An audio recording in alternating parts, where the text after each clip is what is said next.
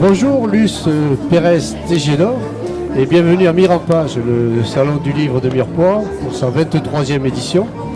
Vous voulez nous présenter votre premier roman, ce Saint-Lazare qu'est la vie, Saint-Lazare en 2 mots, aux éditions Le Pas d'Oiseau.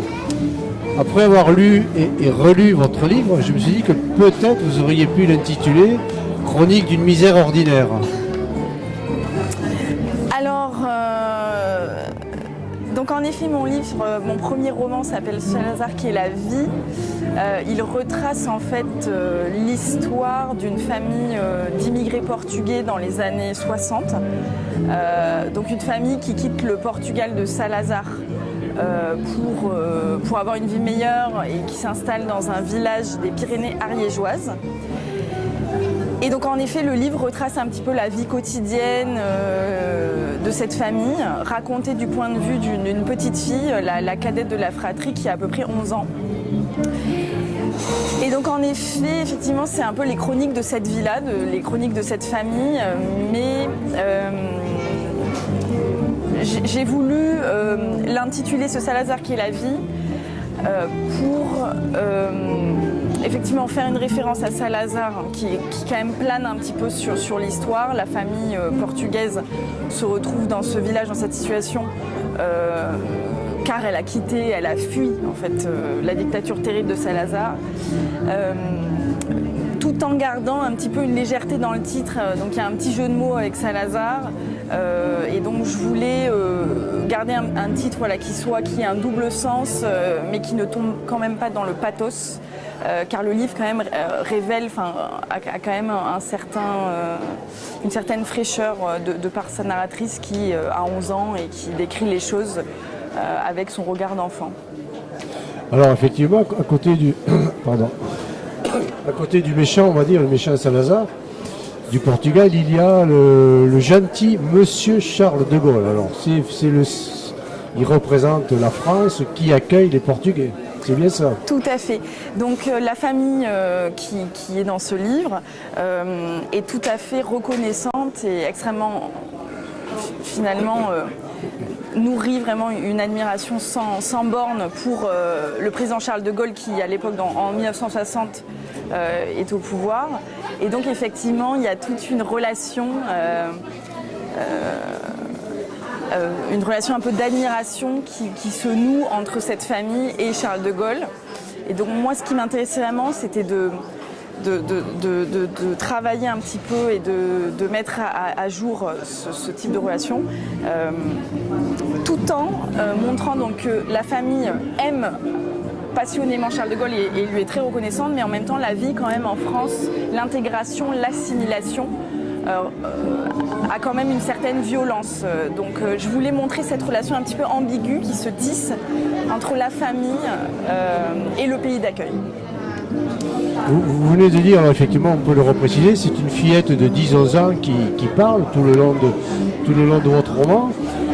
Pourquoi ce choix et est-ce qu'il est facile, contrairement à l'apparence que vous donnez, que ça a l'air de... Vous avez l'air d'écrire comme parle la fillette, mais je suis à peu près persuadé que c'est pas du tout ça. Donc effectivement, ce choix, le livre quand même, le roman raconte quand même une vie qui n'est pas toujours rose.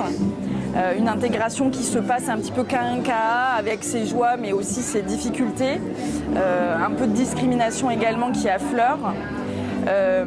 Donc je voulais en fait surtout pas tomber dans du jugement, dans du pathos. Je ne voulais pas raconter ça avec un jugement d'adulte. Je voulais garder une certaine fraîcheur, une certaine poésie dans la narration. C'est pour ça que j'ai choisi le point de vue d'une petite fille de 11 ans. Et je voulais vraiment écrire dans ce style, un peu, j'appelle ça le parler intime, quelque chose de très direct, très brut, très frais. Et donc la narration avec une voix d'enfant m'a permis de faire ça. Effectivement, c'était un exercice pas toujours évident, mais vraiment passionnant en tant qu'adulte de devoir filtrer son propre jugement pour arriver à quelque chose d'essentiel, mais qui ne perd pas en intensité, au contraire qui soit assez brut de décoffrage. Voilà, donc pour moi c'était important et la narration d'enfant m'a permis de faire ça. la fillette dit à plusieurs reprises, en tant que Portugais, il ne faut pas se faire remarquer. Donc on aurait pu aussi parler de l'école, de l'éducation, du fossé entre les riches et les pauvres. Tous ces thèmes sont abordés. C'est la vie quotidienne, bien sûr, de cette fillette et de sa famille. Tout à fait. Dans le livre, effectivement, un des grands principes que le patriarche de la famille du roman inculque à ses enfants, c'est voilà, on se fait pas remarquer, on se fond dans la foule, on se fonde dans la société, on devient vraiment plus français que français. Il y a aussi un déni de la langue qui a lieu dans cette famille. Le père ne souhaite pas que ses enfants parlent portugais, il souhaite qu'ils parlent français pour ne pas avoir d'accent. Donc je voulais vraiment, c'était important pour moi de traiter le thème de l'assimilation. Donc cette intégration qui se passe quand même de manière assez violente, dans le sens où on renie un petit peu ses racines, on renie un petit peu ses origines pour s'intégrer coûte que coûte dans cette société d'accueil envers laquelle on est très reconnaissant. Et ça, c'était pour moi le thème central à traiter dans le roman, à côté évidemment du thème de l'enfance. Voilà. Luce Pires Tejedor, on ne parlera pas de la fin bien entendu, mais le lecteur reste sur sa fin. Alors est-ce que par hasard, pour reprendre le mot de hasard, est-ce que par hasard vous n'auriez pas prévu une suite à ce roman? Tout à fait, vous voyez très très juste. Oui, donc effectivement la fin est assez brutale. Et donc je travaille à la suite. Donc on retrouvera les personnages de ce livre 40 ans plus tard. Et le lecteur pourra découvrir un petit peu ce qui leur arrive à eux, mais également à leurs descendants, à leurs enfants. Et donc je travaille vraiment sur cette question de l'intégration à travers les générations de cette vague d'immigration portugaise.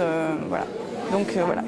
Merci Luce Pires Tejedor. Donc on vous retrouvera dans 1 an ou 2 au Salon de Mirepoix pour présenter la suite. Merci. Je l'espère, merci beaucoup.